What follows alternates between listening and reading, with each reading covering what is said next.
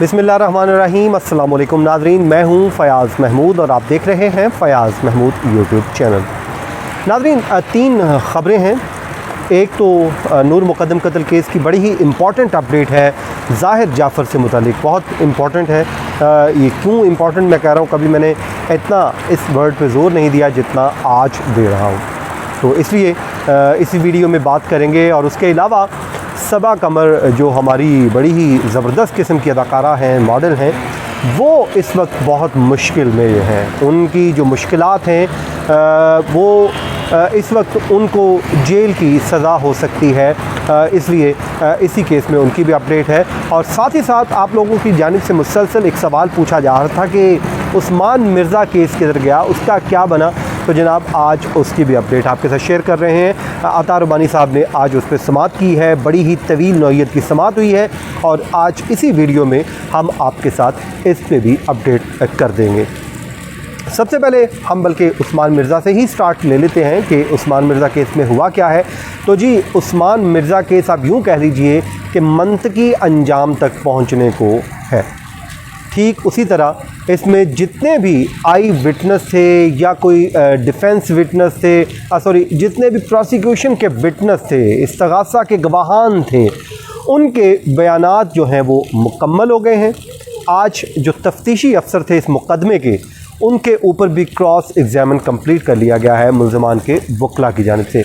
तवील नौइयत की समाअत हुई, अब से कुछ ही देर पहले ये समाअत ख़त्म हुई है और उसमें वो सवालात पूछे गए जो मुल्ज़मान की फ़ेवर में जाते थे। ज़ाहिर है मुल्ज़मान के वकला थे, उन्होंने वो सवालात पूछे और उस पर तफ्तीशी से वो बातें उगलवाने की कोशिश की जो उनको सपोर्ट कर सकें। तो आज इस पे इनके तमाम के क्रॉस एग्ज़ामिन कंप्लीट हो गया। अब अता रुबानी साहब, ये वही जज साहब हैं जिन्होंने नूर मुक़द्दम कत्ल केस का फ़ैसला सुनाया, तो अब इस मुक़दमे को भी हतमी जो मरहले में दाखिल हो गया है वो इसका भी फ़ैसला सुनाने जा रहे हैं। तो अदालत ने फ़ैसला कर लिया है कि जितने भी इसमें उस्मान मिर्ज़ा केस में मुल्ज़मान हैं, सब की 342 की स्टेटमेंट्स रिकॉर्ड की जाएंगी। यानी कि एक क्वेश्चनर, ठीक उसी तरह क्वेश्चनर दिया जाएगा जिस तरह जो ज़ाहिर जाफ़र और दीगर मुल्ज़मान को दिया गया था, उन सब को भी उसी तरह का, इसी नौइयत का एक क्वेश्चनर दे दिया जाएगा जिस पे उनसे उनके वकला जो हैं वो सवालात, उनके जवाबात उनके के ज़रिए वो उनकी मुशावरत से वो जवाब देंगे और यूँ इसमें फ़ाइनल आर्गूमेंट्स हो जाएंगे। फ़ाइनल आर्गूमेंट्स के बाद जज अता रुबानी साहब इस मुक़दमे का भी फ़ैसला सुना देंगे। E11 में ये वाक़या पेश आया था जिसमें एक लड़की और एक लड़के को जो है हरासा किया गया और मैं ये समझता हूँ कि वो साल 2021 की बदतरीन वीडियो में से एक वीडियो थी जब एक लड़की को न सिर्फ तशद्दुद का निशाना बनाया जा रहा था बल्कि उसके कपड़े उतार के उसको बरहना करके और फोर्स किया जा रहा था। उसकी जो बॉडी है उसके ऊपर कमेंट पास किए जा रहे थे और ये सारे मर्द जो हैं, जो सो कॉल्ड मर्द वहाँ पर मौजूद थे, उसका लुत्फ़ ले रहे थे और दो लड़की और लड़के को अपनी हवस और जुल्म का निशाना बनाया जा रहा था। लेकिन सितम ज़रीफ़ी इसमें यह हुई कि जो लड़की और लड़का इसमें मुबैना तौर पे मुतासरा फ़रीक हैं, वो बादज़ा इस पे मुनहरिफ हो गए और उन्होंने कहा कि ये हमारे मुल्ज़मान नहीं है और हमारे साथ ऐसी कोई ज़्यादती नहीं हुई। लेकिन हतमी फ़ैसला अदालत के पास इख्तियार है। इसमें जो फोरेंसिक एविडेंस है, जो साइंटिफिकली चीज़ें साबित हैं, वो इस केस का जो है वो हतमी फ़ैसला करेंगी और मुझे लगता है कि इस केस में भी बहुत ज़बरदस्त किस्म का फ़ैसला आने जा रहा है। नाज़रीन, ये हो गया उनका। अब आ जाएँ ज़ाहिर जाफ़र केस की अपडेट आपको दे देता हूँ, फिर सबा कमर साहिबा से मुतल्लिक बात कर लेंगे। आज 3 मार्च थी और 3 मार्च को 3:30 दोपहर तक वक्त था ज़ाहिर जाफ़र के पास अपील दायर करने का और चौकीदार इफ्तिखार के पास अपील फ़ाइल करने का।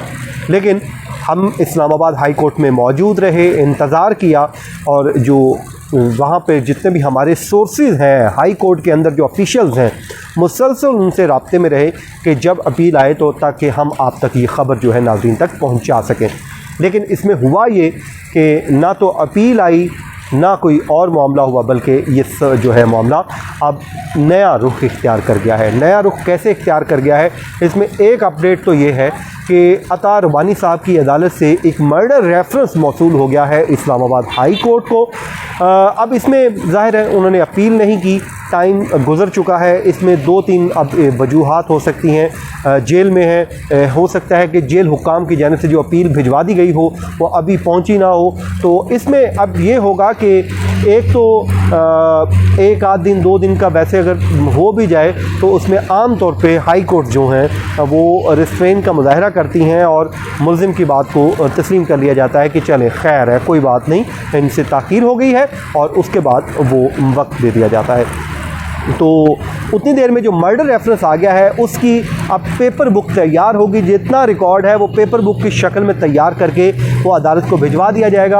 अदालत का इख्तियार है कि अब उसको किस तारीख को फ़िक्स करे, और उसके बाद उस पर आर्गूमेंट्स होंगे, मुजरमान को भी नोटिस होंगे, जितने भी इसमें फ़रीक हैं उनको नोटिस जारी हो जाएंगे और इसमें दलाइल होंगे, और यूँ इसका फ़ैसला आ जाएगा। लेकिन 2 दिन बाद, 3 दिन बाद, 4 दिन बाद भी अगर मुजरमान जो हैं वो अपील दायर करते हैं तो आम तौर पे अदालतें उनको रिलीफ दे देती हैं कि चलें इनकी ताख़ीर हो गई तो इसमें कर देते हैं, क्योंकि हम अगर ना करें तो फिर सुप्रीम कोर्ट में जाके ये मामला होता है कि उसमें भी होता है। तो ये मुझे नहीं समझ आई कि इन्होंने अपील क्यों नहीं की। ज़ाहिर है उन्होंने वकला से हो सकता है मुशावरत की हो ना की हो, इसके पीछे वजूहात क्या हैं, जो ये जो चाल है या जो प्लान है, ज़ाहिर है उन्होंने अपना एक एक पॉइंट को देखना है कि हमने किस तरह अपने आप को सेव करना है। तो ये भी एक हो सकता है उनकी एक कोशिश हो, एक चाल हो कि किसी तरीके से कोई कानून का फ़ायदा किसी भी तरीके से लिया जा सके।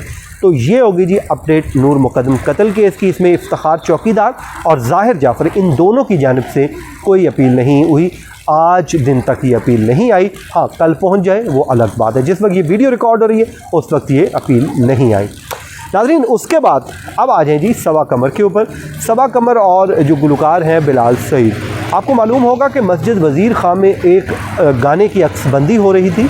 उसमें इन दोनों ने उस गाने में जब डांस किया वहाँ पे तो मस्जिद की बेहुरमती होने पे इनके ख़िलाफ़ एक मुकदमा दर्ज हुआ, और ये मुकदमा मुख्तलिफ़ अदवार में मुख्तलिफ़ महीनों से चलता आ रहा था। तो अब सबा कमर ने एक अपने वकील की ज़ाहिर मुशावरत के ज़रिए उन्होंने एक अपील दायर कर दी, बरियत की दरख्वास्त दायर कर दी, एक्विटल की दायर कर दी, और उसमें उन्होंने मौक़िफ़ लिया कि जो मुकदमा है ये वक़ुआ के 10 रोज़ बाद दर्ज किया गया।